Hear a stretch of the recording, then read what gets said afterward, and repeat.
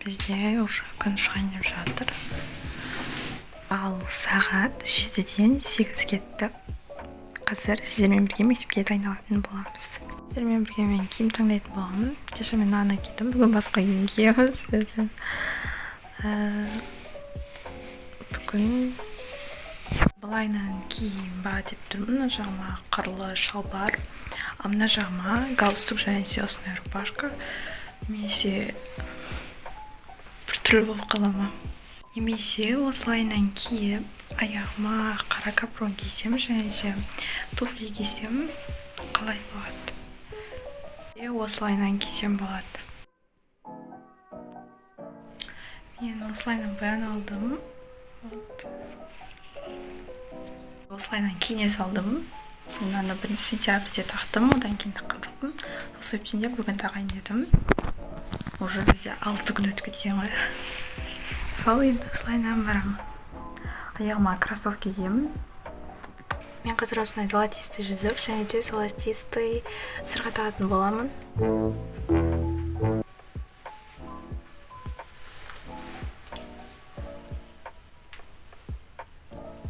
Осылайынан жасай салдым.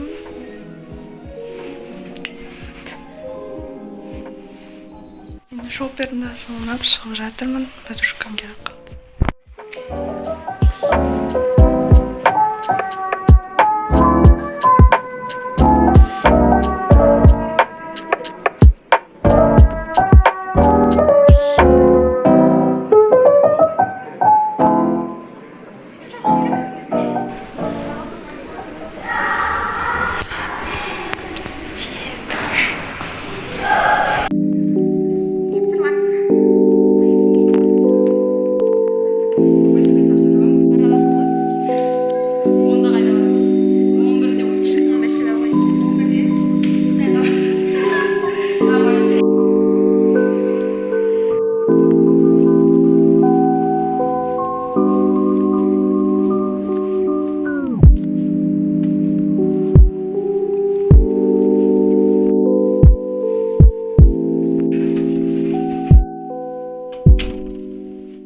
Айтпақшы, мен асанда формаларды ауыстырып жүргенде солайынан қалып кетті.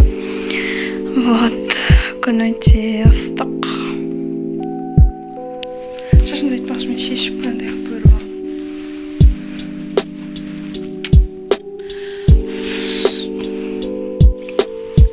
Сомкамды дорға алып кеткен, ішіне еще костюм бар. Бірақ жұқа болған сол сиып кетті.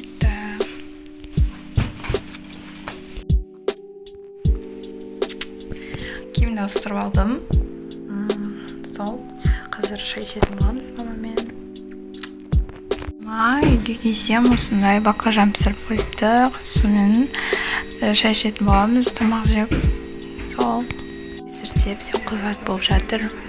Ал мен қазір кішкене жатып аламын, өйткені өте қатты әлсіреп тұрмын.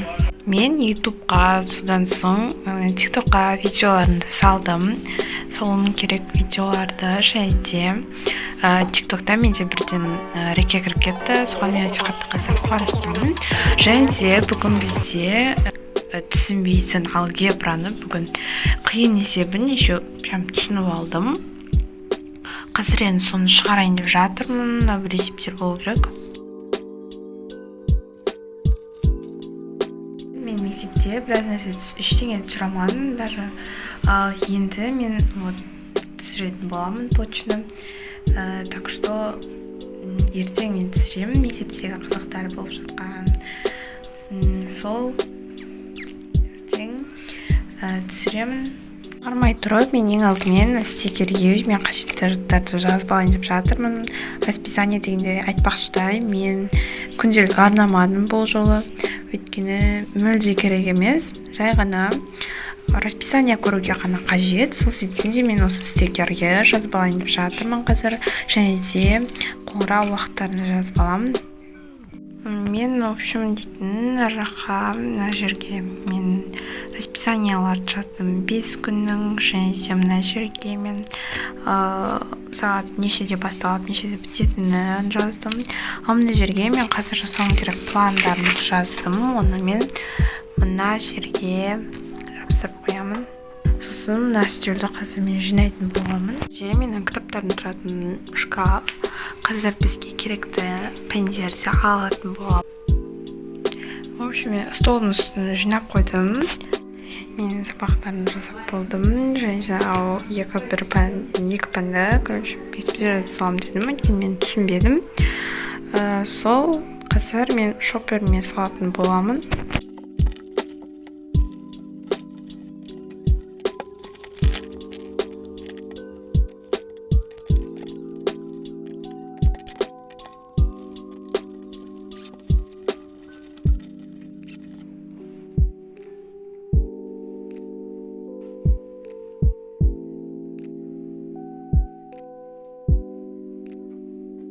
Бізде далада осындай қара бұлт болып тұр.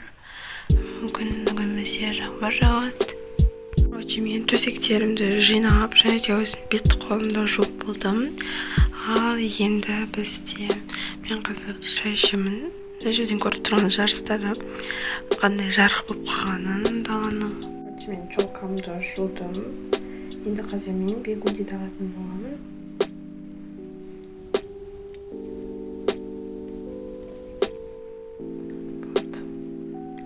Кішкене қызық қалып, бірақ сенбейді. Рубашка жүктеп алайын деп шештім. Мына жерге үтікті қыздырып қойдым.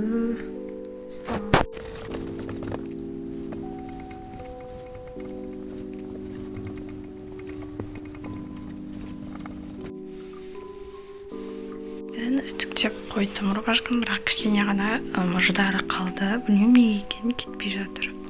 Бізде дала жарық болып қапты, сол себептен де пердені ашамыз.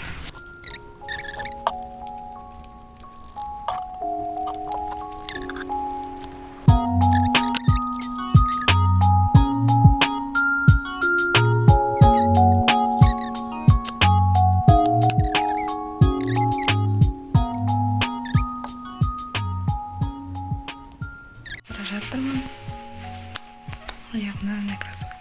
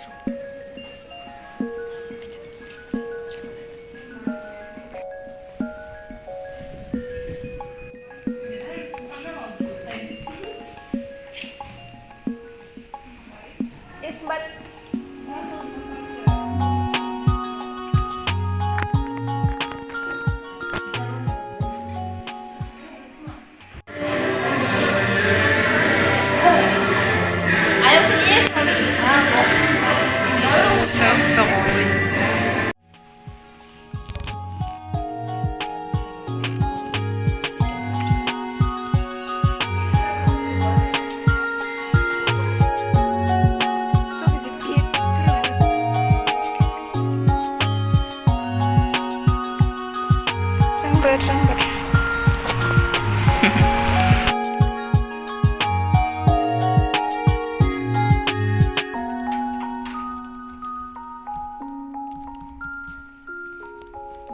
Короче, мен келдім. Шаштарым қойып отыр. Вот қазір шай ішемді. Сосын не істейтінді. Сол маған бүгінгі киген образым ұнады. Просто шашын не істерін білмей өресағанем. 5% сол үшін тез сәртқа қойып қоймасам қазір өліп қалады. Еще менде тағы да түсіретін нәрселер бар.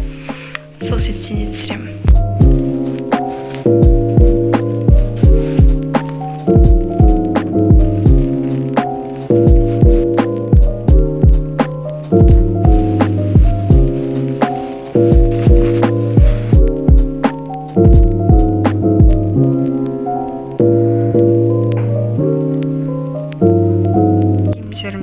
жаққа вешалкаға іліп қойдым.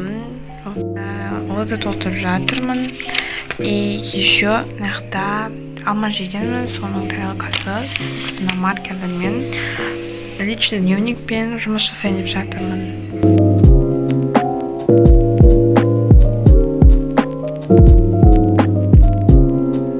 Ертегі кітабын оқайын деп жатырмын. Ондай фантастикалық кітаптар оқығым келіп тұр, бірақ бізде ондай кітаптар жоқ. Бізде ондай бір не деп айтсам болады, мотивационный сияқты кітаптар. Сол үшін де мен ертегі кітаптарын оқымақшымын. Бұны біз уже оқып, солайына не қылып қойғанбыз, бәрін уже ең жерде все осылай тастаған. Вот. Қазір осыны оқайын деп жатырмын. Солай. Өте көп ертегілер бар. Сосын ең көп оқығанымыз біздің, кстати, мен сурет сызғам, өте күшті болып шыққан. Сосын бұл суреттің қайда кеткенін білмеймін, жоқ болып кетті. И бізде ақпарақ болмай, ана жерде ақпарақтарды алып, соны сызғам ғой. Вот, наншама ертегі бар. Біз ол жерден молдашта тігінші деген көп оқығанмын. Содан соң жалмауызды алдаған қыздар, осы екеуін өте көп оқығанмын. Вот, қазір енді басынан бастап барлығын оқығым келіп жатыр. Ал енді сол. Барлықтарыңызға сау болыңыздар. Сіздермен бірге мен Ақбота. Бұл влогты соңына дейін қарағандарыңызға рахмет. Всем пока.